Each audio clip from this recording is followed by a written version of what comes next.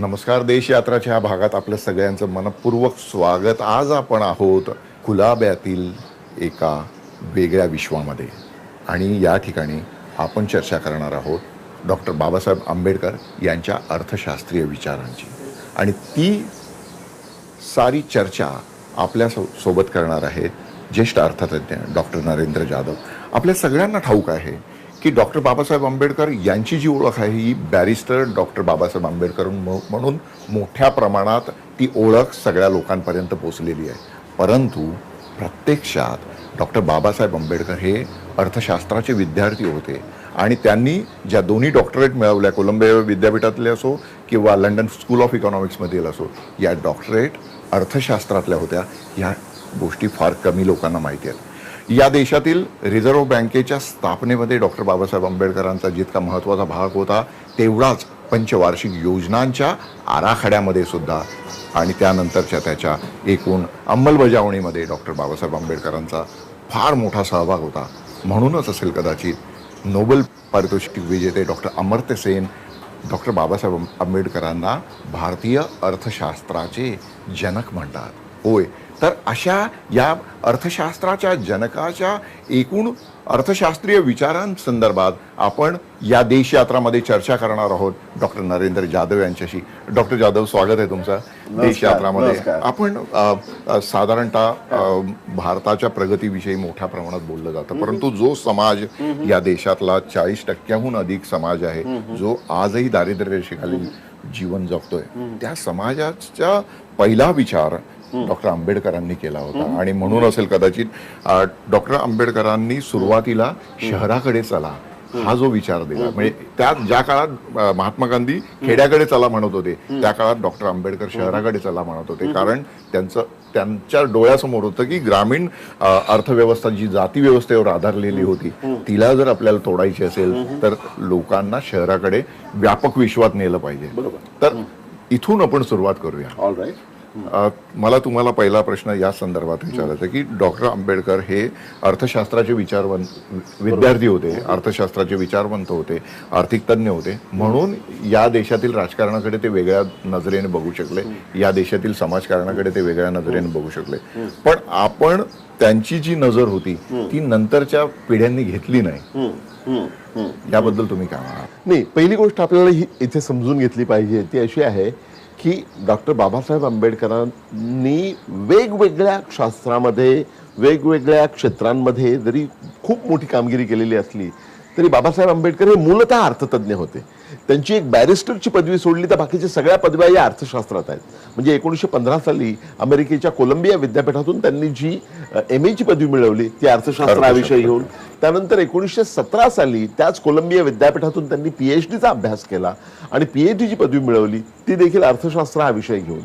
त्यानंतर लंडनला जाऊन लंडनच्या लंडन स्कूल ऑफ इकॉनॉमिक्स मधून त्यांनी डॉक्टर ऑफ सायन्सची पदवी मिळवली ती देखील अर्थशास्त्र हाच विषय घेऊन. त्यामुळे आपल्या देशातले सर्वात शिक्षित प्रशिक्षित अर्थतज्ञ जर कोण असतील तर ते म्हणजे डॉक्टर बाबासाहेब आंबेडकर. त्यांनी अर्थशास्त्रावरती जे प्रबंध लिहिले, म्हणजे त्यांचा PhD चा प्रबंध असेल किंवा त्यांचा डॉक्टर ऑफ सायन्सचा प्रबंध असेल, हे दोन्ही प्रबंध आज मितीला सुद्धा तितकेच लागू पडतात जितके त्यावेळी होते. आणि बाबासाहेबांनी नंतरच्या काळामध्ये अर्थशास्त्रावरती जरी पुस्तकं लिहिली नसली तरी सुद्धा त्यांनी सार्वजनिक आयुष्यात पदार्पण केल्यानंतर त्यांनी ज्या असंख्य सामाजिक चळवळी चालवल्या त्या सगळ्या आणि राजकीय आंदोलनं जी केली त्या सगळ्यांवरती अर्थतज्ञ म्हणून डॉक्टर आंबेडकरांचा एक फार मोठा ठसा उमटलेला आहे. त्यांनी संविधानाची निर्मिती केली. आपल्याला माहिती आहे संविधानाचे ते भारतीय संविधानाचे प्रधान शिल्पकार बाबासाहेब आंबेडकर. तुम्ही जर भारतीय संविधानाची जगातल्या इतर संविधानांशी तुलना केली तर तुमच्या लक्षात येईल की भारतीय संविधानामध्ये आर्थिक तरतुदी खूप जास्त प्रमाणात आहेत. मला एक फार महत्त्वाचा मुद्दा असा मांडायचा आहे की बाबासाहेब आंबेडकर हे केवळ पुस्तकी अर्थतज्ञ नव्हते, ते व्यावहारिक अर्थतज्ञ देखील होते. आणि 1942 ते 1946 या कालखंडामध्ये ज्यावेळी ब्रिटिश सरकारने भारतीयांना मंत्रिमंडळामध्ये घेण्याचा प्रस्ताव मांडला, त्यावेळी व्हॉइस रॉयस एक्झिक्युटिव्ह काउन्सिल तयार झाली होती. त्या व्हॉइस रॉय एक्झिक्युटिव्हचे काउन्सिल म्हणून 1942 साली त्यांची निवड झाली. आणि त्यांनी अर्थप्रशासक म्हणून, अर्थतज्ञ नाही, अर्थप्रशासक म्हणून फार मोठी कामगिरी तिथे केलेली दिसून येते. त्यांच्याकडे मजूर मंत्री होते, त्याबरोबर वॉटर मॅनेजमेंट, PWD, CPWD, संसाधनं आणि ऊर्जा, म्हणजे ज्याच्या आता 15 मिनिस्ट्रीज झालेल्या आहेत, या अशा अनेक खात्यांचे ते मंत्री होते. आणि तिथे त्यांनी अतिशय प्रभावी कामगिरी केलेली आहे. दुर्दैवानं ती आपल्याला माहिती नाही. म्हणजे तुम्हाला फक्त काही ठळक उदाहरणं द्यायची झाली. नाही, आपण जरा मुद्द्यानुसार बोलूया की ज्या पद्धतीने आत्ताचं संपूर्ण अर्थकारण आपल्याला बदललेलं दिसतं. आणि एकीकडे आहेरे आणि नाहिरेचा जो संघर्ष, जो वेगाने म्हणजे कल्याणकारी लोकशाही आपण स्वीकारल्यानंतर कमी कमी व्हायला पाहिजे असं वाटत होतं, परंतु तो दिवसेंदिवस तीव्र होताना दिसतो. म्हणजे आज ज्या पद्धतीने दारिद्र्य रेषेखालील लोकांचं जगणं जे आहे किंवा गरीब लोकांचं जगणं हे दिवसेंदिवस कठीण होताना दिसतंय. म्हणजे डॉक्टर अमर्त्य सेन यांनी सातत्याने प्राथमिक आरोग्य आणि प्राथमिक शिक्षण या गोष्टी सोप्या व्हाव्यात असं लोकांसाठी सांगितलं होतं, परंतु त्या आता लोकांच्या आवाक्याच्या बाहेर झालेल्या आहेत. बरोबर. म्हणजे जेव्हा आपण डॉक्टर आंबेडकरांचा विचार करतो त्यावेळेस सद्यस्थितीमध्ये आपण त्यांना विसरलो होत का, त्यांचे विचार विसरलो? नाही, अजिबात मला तसं वाटत नाही. पहिली गोष्ट म्हणजे अमर्त्य सेन यांनी शिक्षण आणि आरोग्य याच्यावरती भर दिलेला आहे, अगदी खरं आहे. परंतु बाबासाहेब आंबेडकरांची तुम्ही त्यावेळची भाषणं जर पाहिलीत, म्हणजे 1926 साली डॉक्टर आंबेडकर हे त्यावेळच्या मुंबई प्रांताच्या विधिमंडळावरती नियुक्त सदस्य म्हणून काम करत होते. 1926 पासून पुढे त्या कालखंडामध्ये त्यांनी केलेली भाषणं तुम्ही बघा ना. त्यावेळीपासून त्यांनी शिक्षणावरती खूप मोठ्या प्रमाणावर भर दिलेला आहे. शिक्षणावरती, आरोग्यावर आंबेडकरांनी भर दिला नव्हता असं नाही म्हणत मी. अमर्त्य सेन म्हणतायत ना, अमर्त्य सेन यांच्या खूप आधी ज्याला सामाजिक क्षेत्र म्हणतात त्याच्यावरती अत्यंत मोठा प्रभाव हा बाबासाहेब आंबेडकरांचा होता. नंतर तुम्ही संविधानामध्ये directive principles of state policy ही जी राज्यांना, देशाला जी मार्गदर्शक तत्व डायरेक्टिव्ह प्रिन्सिपलच्या रूपाने आहेत, त्याच्यामध्ये एक तत्व काय होतं की वय वर्ष 6 ते वय वर्ष 14 या गटातल्या सगळ्यांना मोफत आणि दर्जेदार शिक्षण मिळालं पाहिजे, हे मार्गदर्शक तत्व घालून दिलेलं आहे. ते करायला आपल्याला किती वर्ष लागली बघा. खरं म्हणजे सर, ती त्यांनी आपल्या गुरुला वाहिलेली आदरांजली असावी. महात्मा फुलेंना यांनी सुरुवातीच्या काळामध्ये प्राथमिक शिक्षणाचा वादच नाही. आणि महात्मा फुले यांनीच विद्येचा आणि वित्ताचा, म्हणजे शिक्षण आणि तुमची आर्थिक स्थिती याचा जो संबंध लावला होता तो बाबासाहेबांच्या मनात जास्त ठसला असेल. निश्चितच. विद्येविना मती गेली, मतीविना नीती गेली, नीतीविना गती गेली, गतीविना वित्त गेले. म्हणजे एका अविद्येचा आणि अविद्येने किती अनर्थ केले, म्हणजे आणि वित्ताविना शूद्र खचले. पण महेश, तिथे मुद्दा असा आहे की डायरेक्टिव्ह प्रिन्सिपल्स मध्ये शिक्षणाला खूप मोठं महत्व बाबासाहेबांनी दिलं असताना सुद्धा त्यानंतरच्या काळामध्ये तुम्ही पहा की आपल्याला RTE, राईट टू एज्युकेशन, करायला 60 वर्ष द्यावी लागली. 1950 सालच्या संविधानामध्ये आपण जी तरतूद केली होती तो कायदा करायला आपल्याला 2010 साल उजाडावा लागला. अजून म्हणजे तो कायदा केल्यानंतर त्याची अंमलबजावणी होत नाहीये. त्याकडे मला लक्ष आपण या सगळ्या याच्यामध्ये समाजाला हितकारी ठरेल असं अर्थशास्त्र आमच्याकडे का आकाराला येताना दिसत नाही? हे पहा, इथे बाबासाहेबांचा मला मुद्दाम सांगा असं वाटतं की बाबासाहेबांनी कुठल्याही एका आयडिओलॉजीचा पुरस्कार केलेला नाही. बाबासाहेबांनी अर्थप्रशासक म्हणून जी कामगिरी केली होती त्या आधारावरती बाबासाहेब आंबेडकरांची अशी इच्छा आणि अपेक्षा होती की स्वातंत्र्य मिळाल्यानंतर त्यांना आर्थिक विभागाचे प्रमुख करण्यात येईल किंवा नियोजन आयोगाचे प्रमुख करण्यात येईल किंवा त्यांना वित्तमंत्री करण्यात येईल, अशी त्यांची भावना होती.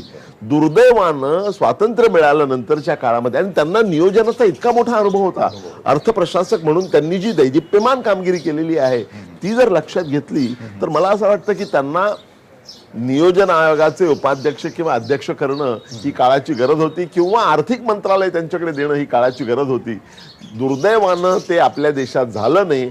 माझा असा आग्रहपूर्वक प्रतिपादन आहे की जर डॉक्टर बाबासाहेब आंबेडकरांना आपण नियोजन आयोगाचे अध्यक्ष केलं असतं किंवा वित्त मंत्री केलं असतं तर आपल्या देशाचं आर्थिक चित्र आता जे दिसतंय त्यापेक्षा सर्वस्वी वेगळं दिसलं असतं. निश्चितच. अशी माझी भावना. बरोबर आहे. बाबासाहेबांनी जे आर्थिक विचार मांडले त्याच्यामध्ये सर्वसामान्य माणसाच्या उन्नतीचा विचार होता. त्यांनी मृत्यूच्या 15 दिवस आधीच त्यांचं नेपाळमध्ये जे भाषण झालं होतं जागतिक बौद्ध परिषदेमध्ये, त्याने त्यामध्ये बुद्ध की मार्क्स हा त्यांच्या व्याख्यानाचा विषय होता.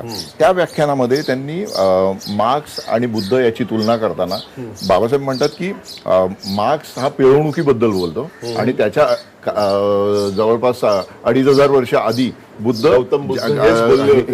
हेच वेगळ्या शब्दात म्हणतो की जगात दुःख आहे. म्हणजे पहिल्या त्यांच्या धम्मचक्र परिवर्तन सुत्तामध्ये गौतम बुद्धांनी हा विचार मांडलेला होता आणि त्याची तुलना करताना बाबासाहेब सातत्याने म्हणतात की आम्हाला बुद्ध धम्म हा मार्क्सवादापेक्षा जास्त महत्वाचा आहे किंवा मोठा आहे आणि तो आपण सगळ्यांनी अंगीकारला पाहिजे. घेतली होती. काही अनेक विचारवंतांनी अशी मांडणी करण्याचा प्रयत्न केला आहे की बाबासाहेब आंबेडकर हे मार्क्सवादी होते.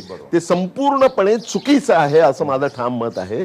बाबासाहेबांनी तुम्ही म्हटलं त्या भाषणामध्ये त्याची तुलना केलेली आहे की जगामध्ये दुःख आहे, जगामध्ये पिळवणूक आहे, मात्र ते दूर करण्याचा मार्ग जो साम्यवाद्यांना किंवा मार्क्सिस्ट लोकांना जो अभिप्रेत होता तो हुकुमशाहीचा मार्ग होता. हुकुमशाही, मग ती रयतेची हुकुमशाही सुद्धा बाबासाहेब आंबेडकरांना कदापि मान्य नव्हती आणि म्हणून त्यांनी बौद्ध धर्माचा पुरस्कार केला. बाबासाहेबांनी ज्यासाठी राखीव जागा आणलेल्या होत्या ती उपलब्ध असणे यासाठी ना कोणी समाज क्षेत्रातले लोक काम करताना दिसत आहेत ना राजकारणातले लोक या विषयावर बोलताना दिसत आहेत. बोलताना आपण बोलायचं की आम्ही दलितांसाठी एवढं करतो, वास्तवात ते त्यांच्यापर्यंत पोहोचतच नाही. त्यांच्यापर्यंत जे पोहोचतं त्याचा फायदा सगळ्यांना मिळत नाही खरं आहे, परंतु बराचसा भाग त्यांच्यापर्यंत पोहोचतच नाही ना, याच्याकडे दुर्लक्ष करून चालणार नाही.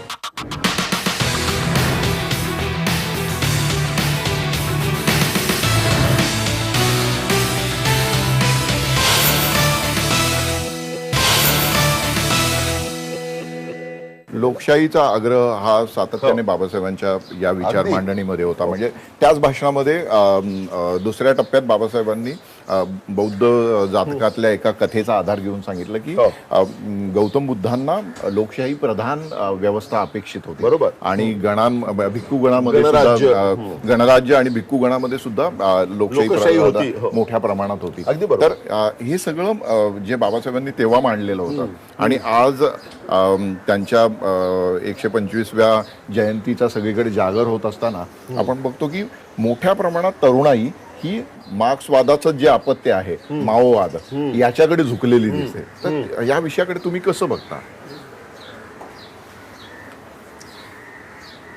मला असं वाटतं की मोठ्या प्रमाणात झुकलेली आहे हे तितकंसं खरं नाही. आपल्या देशामध्ये 600 निश्चितपणे आपल्या देशामध्ये जवळजवळ 700 जिल्हे आहेत. त्यापैकी 60 जिल्ह्यांमध्ये मोठ्या प्रमाणावरती ज्याला लेफ्ट विंग एक्स्ट्रीमिझम म्हणतात त्याची लागण झालेली आहे. थोडं ऍड करतो, हे प्रमाण 200 जिल्ह्यांपर्यंत पोहोचलेलं आहे. बरं, लेफ्ट विंग एक्स्ट्रीमिझम जे तुम्ही म्हणतात ना, हे अपत्य जे आहे ते बाबासाहेबांनी दिलेला इशारा न ऐकल्यामुळे आहे असं म्हणायला काही हरकत नाही. पण एकीकडे बाबासाहेब या एक्स्ट्रीमिझमचा विरोध करतात. त्यांच्या भाषणामध्ये स्पष्टपणे ते म्हणतात की अशा पद्धतीचं जे म्हणजे अशा पद्धतीचं विचार मानणे म्हणजे मार्क्स आणि बुद्धाची तुलना करताना ते आपल्या अनुयायांना थेटपणे सांगतात की तुम्हाला बुद्ध स्वीकारला पाहिजे, कारण बुद्धाच्या तत्वज्ञानामध्ये किंवा बुद्धाने जो जीवन मार्ग सांगितला आहे मध्यम मार्ग, त्या मध्यम मार्गाने जाण्यातच आपलं सगळ्यांचं बरोबर हित आहे. परंतु आताचे जे डॉक्टर बाबासाहेबांच्या आर्थिक विचारसरणीची वेगळी समीक्षा करणारे जे आताचे काही नेते आहेत ते मोठ्या प्रमाणात या अशा प्रकारच्या डाव्या विचारसरणीच्या अतिरेकी तत्वज्ञानाला जोर देताना दिसतात. तर म्हणजे ही नव्या पिढीने बाबासाहेबांशी केलेली प्रतारणा नाही का? नाही, मला तसं वाटत नाही बरं का. बाबासाहेबांनी दिलेला इशारा ज्याच्याबद्दल मी सांगितलं तो आपण ऐकला नाही किंवा ज्या प्रमाणात त्याला प्रतिसाद आपण द्यायला पाहिजे होता तो दिलेला नाही.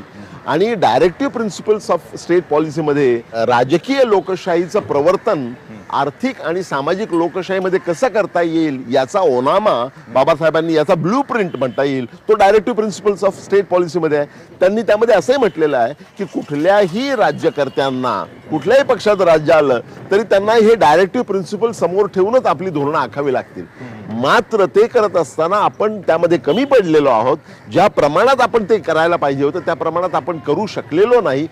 उत्तम उदाहरण राईट टू एज्युकेशन हे उत्तम उदाहरण. 60 वर्ष लागली हो आपल्याला आणि त्याची अंमलबजावणी आपण नीट करत नाही. त्यामुळे मला असं वाटतं की जर बाबासाहेबांनी सांगितलेल्या आणि संविधानामध्ये अंतर्भूत केलेल्या जर directive principles of state policy ज्यांना म्हणतात, मार्गदर्शक तत्व जी आहेत त्याचं यथोचित पालन झालं असतं तर ही अवस्था आली नसती.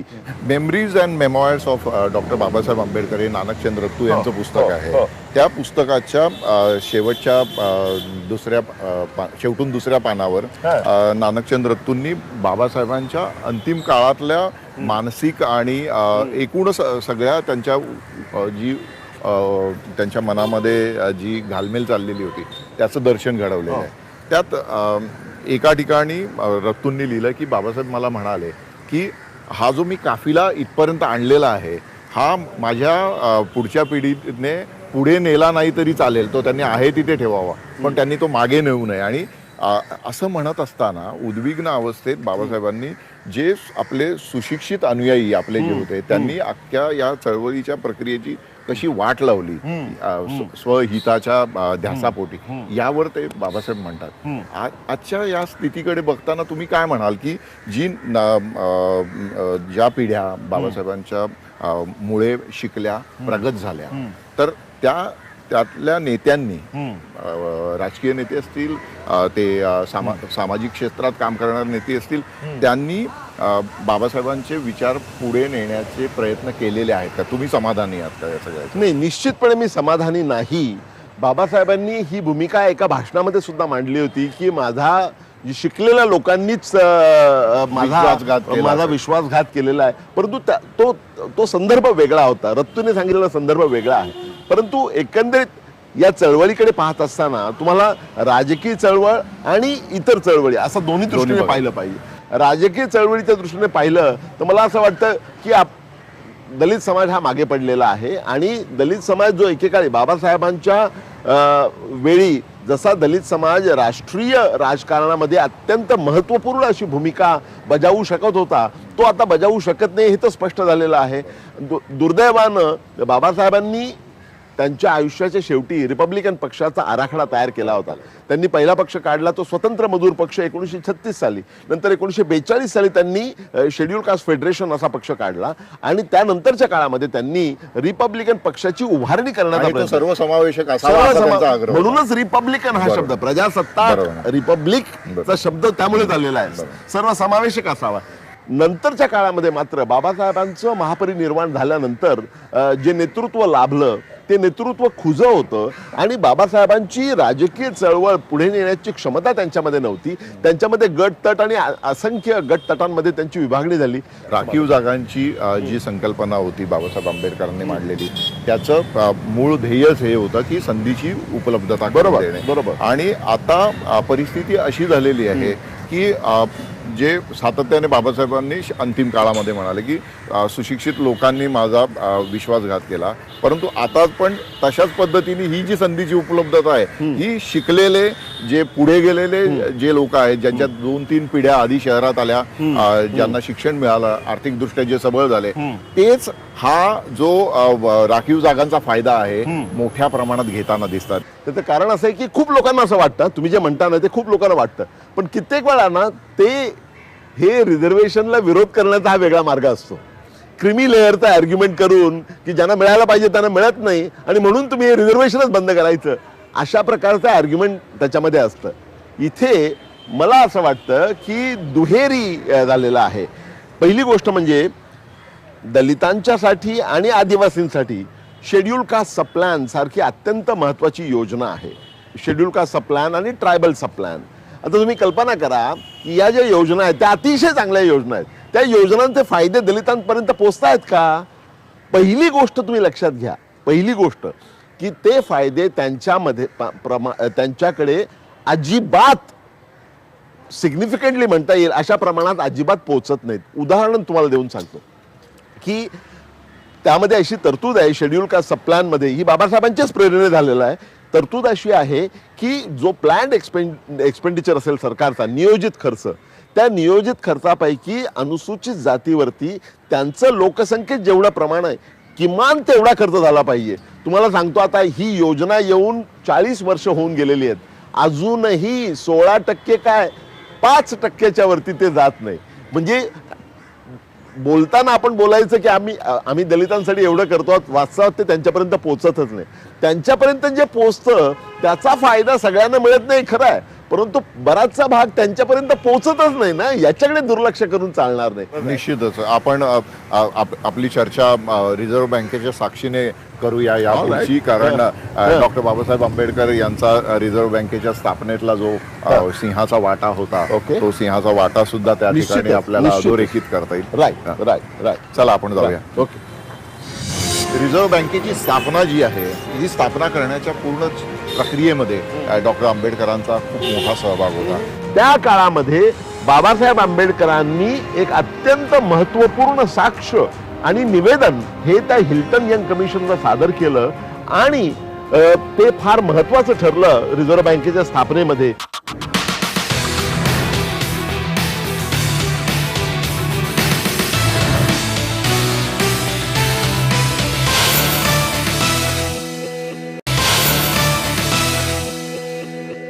नमस्कार. देशयात्राच्या या भागात आपलं सगळ्यांचं पुन्हा एकदा मनपूर्वक स्वागत. आता आपण उभे आहोत रिझर्व्ह बँकेच्या समोर आणि एशियाटिक लायब्ररीच्या जवळ, आणि या दोन मुंबईतील अत्यंत महत्त्वाच्या ठिकाणी आपण रिझर्व्ह बँकेच्या समोर अर्थतज्ञ डॉक्टर बाबासाहेब आंबेडकर आणि एशियाटिक लायब्ररीच्या जवळ ज्ञानमार्गी डॉक्टर बाबासाहेब आंबेडकर या विषयांवर अर्थतज्ञ डॉक्टर नरेंद्र जाधव यांच्यासोबत बोलणार आहोत. भारतीय रिझर्व्ह बँकेची स्थापना झाली तो दिवस होता 1 एप्रिल 1935. त्याच्या आधी ब्रिटिश सरकारने भारतामध्ये एक फार मोठं शिष्टमंडळ पाठवलं होतं, त्याचं नाव होतं हिल्टन यंग कमिशन. या हिल्टन यंग कमिशनने भारतात येऊन सगळ्या ठिकाणी तज्ज्ञांची चर्चा केली आणि ते ज्यावेळी मुंबईत आले होते त्यावेळी तरुण तडफदार, 1926 सालची ही गोष्ट आहे, त्यावेळी आपलं उच्च शिक्षण, अत्युच्च शिक्षण पूर्ण करून डॉक्टर बाबासाहेब आंबेडकर मुंबईत आले होते आणि मुंबईच्या प्रांतिक विधानमंडळावरती त्यांची नियुक्ती झाली होती. त्या काळामध्ये बाबासाहेब आंबेडकरांनी एक अत्यंत महत्त्वपूर्ण साक्ष आणि निवेदन हे त्या हिल्टन यंग कमिशनला सादर केलं आणि ते फार महत्त्वाचं ठरलं रिझर्व्ह बँकेच्या स्थापनेमध्ये. रिझर्व्ह बँकेची स्थापना त्यानंतर 8 वर्षांनी झालेली आहे, 1935 साली, 7 वर्षानंतर. परंतु हे निवेदन जे आहे, ही साक्ष जी आहे ती फार महत्त्वाची ठरली. हा एक भाग. दुसरा भाग, बाबासाहेब आंबेडकरांनी DSCचा म्हणजे डॉक्टर ऑफ सायन्सचा अभ्यास करताना जो प्रबंध लिहिला होता त्याचं शीर्षकच मुळी problem of rupee, its origin and it's solution असं आहे. आणि त्यानंतर त्यांनी जे शोध निबंध लिहिले त्या सगळ्यांचा आशय जो होता तो भारतातली चलन पद्धती कशी असावी हा इश्यू होता. तर तुम्ही एक लक्षात घ्या की त्यावेळी जो वाद झाला होता त्यावेळच्या वादामध्ये आपल्या देशातल्या सगळ्या तज्ज्ञांच्या पुढे 2 पर्याय होते की भारतासारख्या विकसनशील देशासाठी आदर्श चलन पद्धती कोणती, हा महत्वाचा इश्यू होता. त्यावेळेचा फार बिकट प्रश्न. त्यावेळी 2 पर्याय लोकांच्या समोर होते. एक पर्याय होता गोल्ड स्टँडर्ड आणि दुसरा पर्याय होता गोल्ड एक्सचेंज स्टँडर्ड. या दोन्ही मधला फरक अगदी सोप्या भाषेत सांगायचा तर असं म्हणता येईल की गोल्ड स्टँडर्ड मध्ये प्रत्यक्ष सोन्याच्या नाण्यांचा विनिमयाचा परिमाण म्हणून वापर होतो, त्या उलट गोल्ड एक्सचेंज स्टँडर्ड मध्ये कागदी चलन वापरलं जातं आणि त्याला पूरक, त्याला बॅकिंग म्हणून सोन्याचा वापर होतो. तर या 2 पद्धतींच्या इष्टतेवरती ज्यावेळी चर्चा चालू होती त्यावेळेचे जगातले सगळ्यात मोठे अर्थतज्ञ जॉन मेनॉर्ड केन्स हे फार मोठे अर्थतज्ञ होते. त्यांनी अशी भूमिका घेतली की भारतासारख्या देशाला पुढे जाण्यासाठी लवचिक अशा प्रकारची चलन पद्धती पाहिजे आणि म्हणून त्यांनी गोल्ड एक्सचेंज स्टँडर्डचा पुरस्कार केला की गोल्ड एक्सचेंज स्टँडर्डमध्ये सरकारवरती चलन निर्मिती किती व्हावी याबद्दल अनाठाई बंधनं येत नाहीत आणि म्हणून भारतासारख्या विकसनशील देशाला ती योग्य आहे असं त्यांनी मत मांडलं. त्यांनी तसं मत मांडल्यानंतर आपल्या देशातल्या सगळ्या लहान मोठ्या अर्थतज्ञांनी त्यांची री ओढली. त्याला विरोध केला फक्त तरुण तडफदार बाबासाहेब आंबेडकरांनी. आणि बाबासाहेब आंबेडकरांनी असं म्हटलं की आपल्या देशासाठी जी आदर्श चलन पद्धती आहे ती गोल्ड एक्सचेंज स्टँडर्ड किंवा सुवर्ण विनिमय परिमाण नव्हे, आपल्या देशासाठी गोल्ड स्टँडर्ड हे जास्त उपयुक्त आहे. कारण त्यांनी त्याचा युक्तिवाद असा केला की गोल्ड एक्सचेंज स्टँडर्ड मध्ये लवचिकता जरूर आहे, परंतु लवचिकता हे दुधारी अस्त्र आहे. ते जशी चांगली असते तशी ती वाईटही असू शकते. चांगली अशासाठी असू शकते की त्यामुळे त्यामध्ये सरकारवरती चलन निर्मितीबद्दल अनाठाई बंधनं येत नाहीत, परंतु ती वाईट अशा अर्थाने असू शकते की सरकार जर बेजबाबदार असेल तर अनियंत्रित चलन पुरवठा होऊन चलन फुगवटा होईल आणि त्यातून महागाईचा भडका उडेल आणि त्याचा फटका गरीब लोकांना सहन करावा लागेल. म्हणून बाबासाहेब आंबेडकरांनी मॉडिफाईड गोल्ड स्टँडर्डचा पुरस्कार केला. त्यांनी तो गोल्ड स्टँडर्डचा पुरस्कार केला. त्यावेळी त्यांचं ऐकण्यात आलं नाही. स्वातंत्र्य दिनाचं सेलिब्रेशन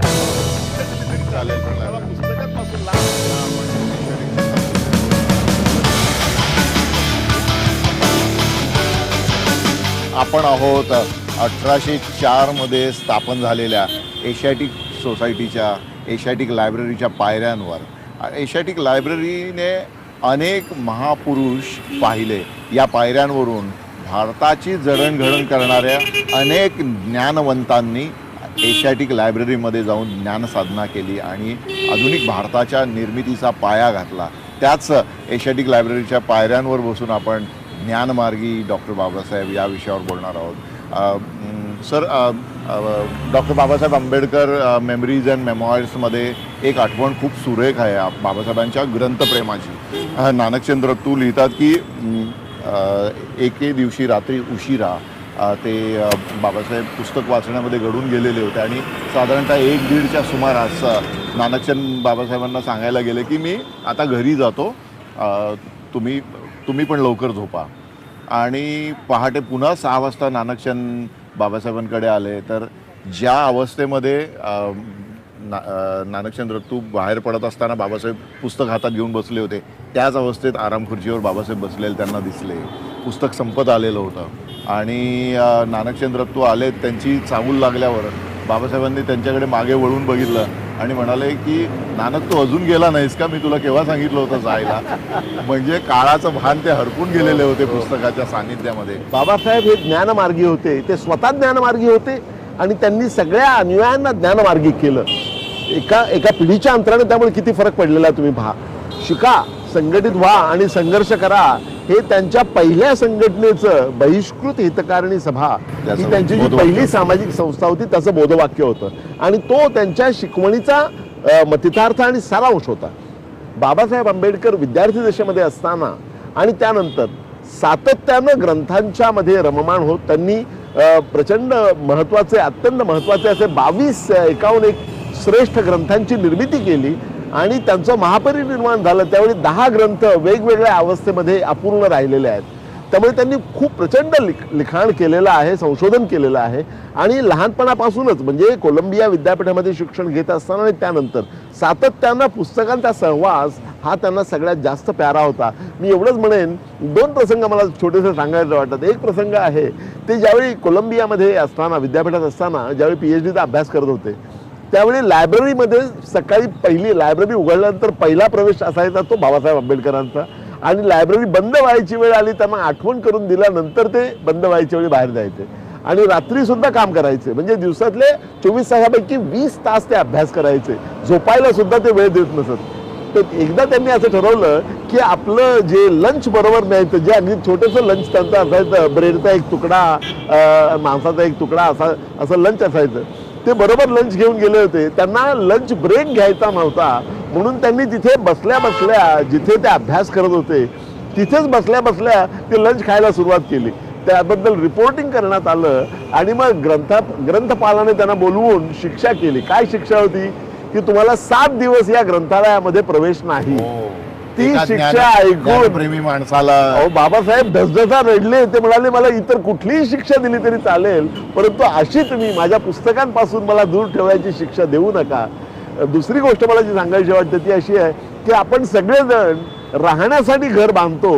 बाबासाहेब आंबेडकर ही पहिली अशी व्यक्ती आहे की ज्यांनी आपला राहण्यासाठी घर बांधलं नाही, तर आपला जो पुस्तकाचा 50,000 पुस्तकांचा जो संग्रह त्यांचा आहे तो संग्रह ठेवण्यासाठी त्यांनी घर राजगृह मुंबईच्या हिंदू कॉलनीमध्ये बांधलेलं आहे. ही फार महत्वाची गोष्ट. आता पण लोक घरामध्ये पुस्तकांसाठी कपाट करतात आणि आपल्या घराचं जसं डेकोरेशन असते त्याला अनुषंगाने कव्हरची पुस्तकं घरामध्ये ठेवतात. तो भाग वेगळा. आणि ती परंतु पुस्तकं तिथे शेल्फवरती राहतात. म्हणजे बाबासाहेबांच्या अनेक आठवणी आहेत. त्यातली एक आठवण आहे ती म्हणजे की त्यांना जे पुस्तक हवं असायचं संदर्भासाठी, त्या संदर्भासाठी जे पुस्तक ज्या ठिकाणी ठेवलेलं आहे त्या कपाटातील त्याचा नंबर त्यांना माहिती असायचा आणि जो संदर्भ त्यांना हवा आहे त्याचं पान सुद्धा त्यांना ठाऊक. आणि त्याच्यावरती त्यांनी खुणा करून ठेवलेल्या असायच्या. त्यांचे ग्रंथपाल होते शासम रेगे, यांनी ज्या आठवणी लिहिलेल्या आहेत त्यामध्ये या सगळ्या गोष्टी आलेल्या आहेत. स्ट्रँड पुस्तकालय जे आहे तिथे सुद्धा बाबासाहेब कधी नेहमी जायचे, मुंबईत यायचे त्यावेळेस. त्याची सुद्धा त्यांनी आठवण मांडलेली की ते पुस्तक फक्त पानं चाळायचे आणि ते पुस्तक योग्य आहे की नाही हे त्यांना कळायचं. आणि तुम्हाला आत्मा म्हणजे ज्ञानी माणसाला पुस्तकाचा आत्मा किती क्षणार्धात कळू शकतो याचं ते उत्तम उदाहरण आहे. इथे मला मुद्दाम सांगायचं वाटतं की त्यांनी 48 साली 2 फार महत्वाची पुस्तके लिहिली मानववंशशास्त्रावरती. एक होतं हू वेर शुद्राज आणि दुसरं होतं अनटचेबल्स. अत्यंत गहन विषयावरती त्यांनी संशोधन केलेलं आहे आणि संपूर्णपणे नव्यानं मांडणी केलेली आहे. आणि आपल्या मांडणीच्या समर्थनार्थ त्यांनी रामायण, महाभारत, श्रुती, स्मृती, वेद या सगळ्यांमधले कोट्स दिलेले आहेत. तुम्ही लक्षात घ्या, त्यावेळी इंटरनेट नव्हतं, साधं झेरॉक्सिंग उपलब्ध नव्हतं.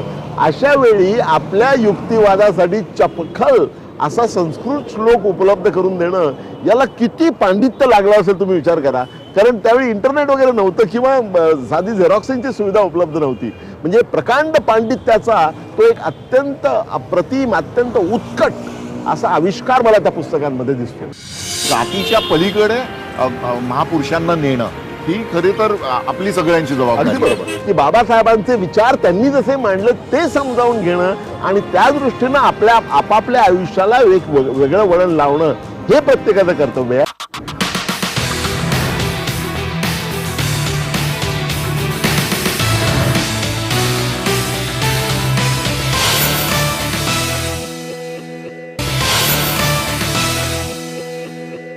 बाबासाहेबांची पुस्तकं वाचत असताना विशेषतः म्हणजे त्यांचं जे शेवटचं भाषण आहे बुद्ध और मार्क्स, ते शेवटच्या क्षणी त्यांना भाषण करायला सांगितलं होतं आणि बाबासाहेबांची तब्येत ठीक नव्हती आणि त्यांना त्यांच्या भाषणाचा विषय होता बुद्ध धम्मातील अहिंसा. आणि ऐन वेळेवर जागतिक बौद्ध परिषदेतील लोकांनी त्यांना सांगितलं की तुम्ही त्याऐवजी बुद्ध और मार्क्स या विषयावर बोला. त्यामुळे त्यांनी भाषणाच्या सुरुवातीला सांगितलं की ऐन वेळेवर मला तुम्ही इथे बोलायला सांगितलेलं आहे आणि हा विषय इतका गहन आहे की त्याची मी इतक्या अल्पवेळामध्ये कशी मीमांसा तुमच्यासमोर करू. परंतु तो त्यांचा विनय होता. आणि जेव्हा बाबासाहेब बोलायला उभे राहिले आणि त्यांनी जे दाखले दिलेले त्या भाषणामध्ये ते कोणा अभ्यासकाला सुद्धा स्तिमित करतील असे दाखले आहेत. दुसरा एक फार सुंदर प्रसंग आहे. संविधान सभेची बैठक ज्यावेळी चालू झाली त्यावेळी पंडित नेहरूंनी तो उद्दिष्टांचा ठराव मांडल्यानंतर त्याच्यावर चर्चा होत असताना बाबासाहेबांना अशी अपेक्षा नव्हती की आपल्याला सुरुवातीला पाचारण केलं जाईल. ते तयारी त्यांनी केलेली होती, परंतु आपल्याला पहिल्याच दिवशी पाचारण करण्यात येईल अशी त्यांना कल्पना नव्हती. अचानक संविधान सभेचे अध्यक्ष डॉक्टर राजेंद्र प्रसाद यांनी बाबासाहेबांना पाचारण केलं. बाबासाहेब ज्यावेळी बोलायला उठून उभे राहिले त्यांनी सुरुवातीला असंच म्हटलेलं आहे की माझी आज वेळ येईल असं मला वाटलं नव्हतं, माझी तयारी झालेली नाही.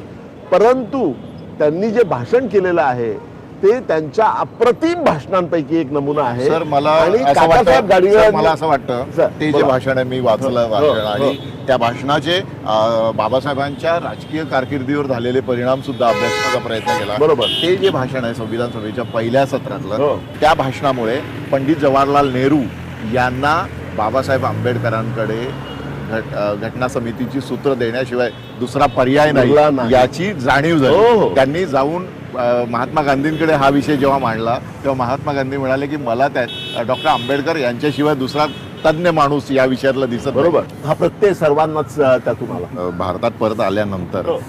एकीकडे त्यांचा जास्तीत जास्त ज्ञान गोळा करणे याकडे त्यांचा भर होता आणि दुसरीकडे ते सातत्याने समाज हितासाठी समाज विकासासाठी विचार करत होते आणि या सगळ्याचा त्यांच्या प्रकृतीवर खूपच वाईट परिणाम झालेला होता, परंतु त्यांना त्याची पर्वा नव्हती. बाबासाहेबांचा हा जो अभ्यासी स्वभाव होता त्याच्यामध्ये त्यांनी ग्रीक वाङ्मयाचा सुद्धा मोठा अभ्यास त्यांचा होता. हे त्यांच्या लिखाणावरून लक्षात येतं आणि जेव्हा आपल्या अनुयायांशी ते बोलायचे त्यावेळेस ते सातत्याने म्हणायचे, म्हणजे त्यांच्या अनेक पत्रांमध्ये ते होतं की तुम्ही फक्त क्लेश आणि क्लेश सोसा, तुम्ही त्याग करा आणि त्या माध्यमातून तुम्ही आपले जे समाज बांधव मागे राहिलेले आहेत हो. त्यांना पुढे ओढण्याचा प्रयत्न अगदी करा आणि बरोबर. त्यासाठी तुम्ही ज्ञानसाधना कधीच सोडू नका.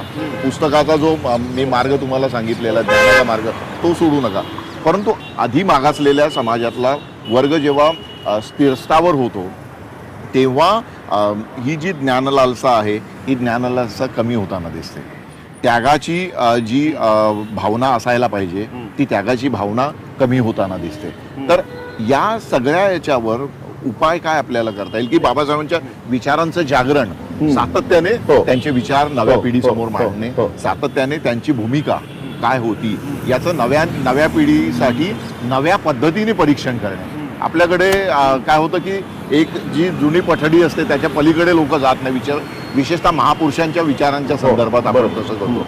तर त्याची नव्या पिढीसाठी नव्या पद्धतीने मांडणी करणे गरजेचं आहे. तर ते कसं करता येईल? नाही, ते करण्याचं काम चालू आहे. आपण इथे कृपा करून एक लक्षात घ्या की बाबासाहेबांच्यामुळे जी शिक्षित 2 पिढ्या ज्या पुढे आलेल्या आहेत त्यांच्याकडून या विषयावरती वेगवेगळ्या अंगानं काम होत आहे. त्याचाही एक प्रतिनिधी मी स्वतःही आहे. बाबासाहेबांवरती 20 पुस्तकं मराठी, हिंदी आणि इंग्लिशमध्ये मी लिहिलेली आहेत आणि असंख्य लिहिली जात आहेत.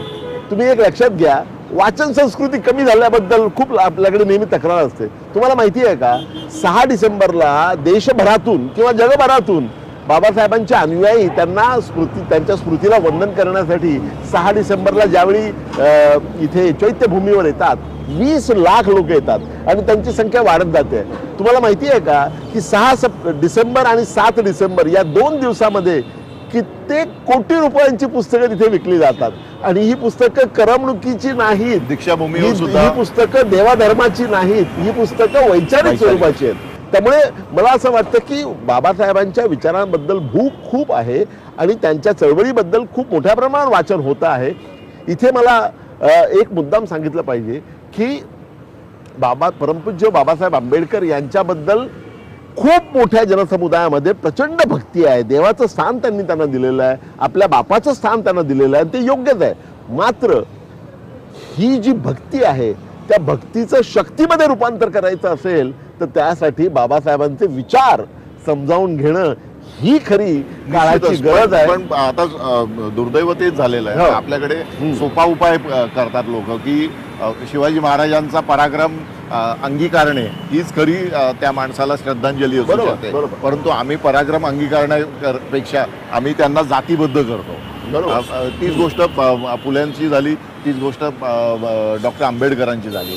तर या जातीच्या पलीकडे महापुरुषांना नेणं ही खरी तर आपली सगळ्यांची जबाबदारी आहे. ती जबाबदारी माध्यमांची आहे, ती जबाबदारी समाज क्षेत्रात काम करणाऱ्या लोकांची आहे की महापुरुषांना जातीबद्ध करण्याचा जो अट्टाहास सगळीकडे चाललेला दिसतो तर तो तसं होता कामा नये, पण ते होतंय हे दुर्दैव आहे. आणि मला असं वाटतं की सोशल मीडिया त्याच्यामध्ये अतिशय वाईट कामगिरी करते आहे. खरे खोटे मेसेजेस सोशल मीडियाला सोशल मीडिया का म्हणायचं मला माहित नाही. अँटी सोशल मीडियाच म्हटलं पाहिजे, कारण अस्मितांचं जे राजकारण त्याच्यामध्ये जे चालतं आणि खोट्या नाट्या गोष्टी पसरवण्याचं जे काम चालतं ते अत्यंत वाईट आहे असं मला वाटतं. त्यातून ज्ञानाचा प्रसार होत नाही, त्यातून विचाराचा प्रसार होत नाही, त्यातून दूषित वातावरण निर्मितीसाठी एक मनोभूमिका तयार होते. मला असं वाटतं की बाबासाहेबांचे विचार त्यांनी जसे मांडले ते समजावून घेणं आणि त्या दृष्टीनं आपापल्या आयुष्याला एक वेगळं वळण लावणं हे प्रत्येकाचं कर्तव्य आहे. आणि हे सगळ्याच महापुरुषांच्या बाबतीमध्ये संभवतं की त्यांना आपण देवाच्या जागी बसवून त्यांना फक्त देवाला ठेवतो, त्यांना नमस्कार केला की आपल्याला वाटतं आपली जबाबदारी संपली, आपण जयभीम केला म्हणजे आपली जबाबदारी संपली, असं मानणारे खूप लोक आहेत. बाबासाहेबांचे विचार समजावून घेऊन त्याप्रमाणे आपल्या आयुष्यामध्ये बदल करणं ही खऱ्या अर्थानं बाबासाहेब आंबेडकरांना त्यांच्या 125व्या जयंती वर्षाच्या निमित्तानं योग्य अशी आदरांजली ठरेल अशी माझी भावना आहे. निश्चितच डॉक्टर जाधव, आपण इथे आलात देशयात्रामध्ये आणि डॉक्टर बाबासाहेब आंबेडकरांच्या एकूणच विचारांचा जो प्रवास आहे आणि ही जी विचारांची मालिका आहे ही पुढच्या पिढीमध्ये कशी जायला पाहिजे याविषयी तुमची मतं मांडलीत त्याबद्दल मनपूर्वक धन्यवाद. नमस्कार.